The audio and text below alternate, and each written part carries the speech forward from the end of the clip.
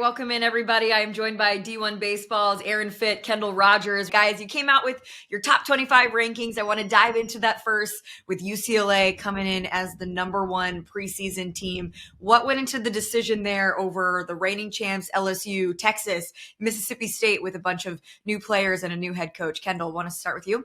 The common denominator of a championship team is a club with a lot of pieces back. I mean, whether it's Rock Chalowski, Mulawai Lavu, guys like that. I mean, UCLA has experience up and down the lineup. They got experience in the pitching staff.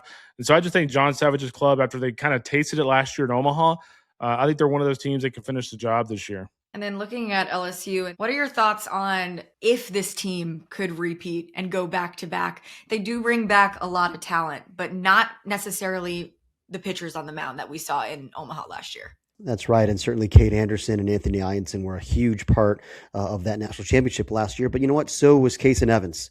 And Kason Evans now slides from the bullpen into the rotation like Anderson did the year before. And we think he can have a similar kind of a season as that Friday night ace for them, a true blue chip guy.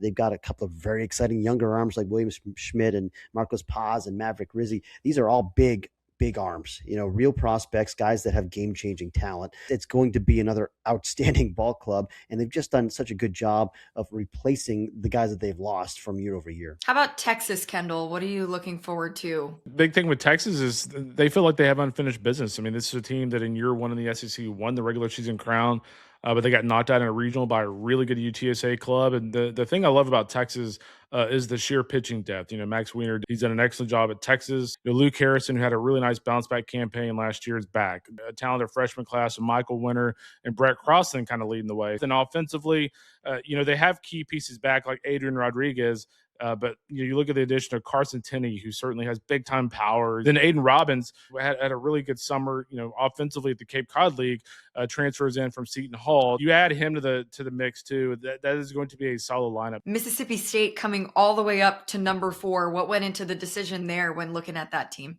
Well, they're just dramatically improved, and a lot of it comes from all the players that came with Brian O'Connor and his coaching staff from Charlottesville to Starkville.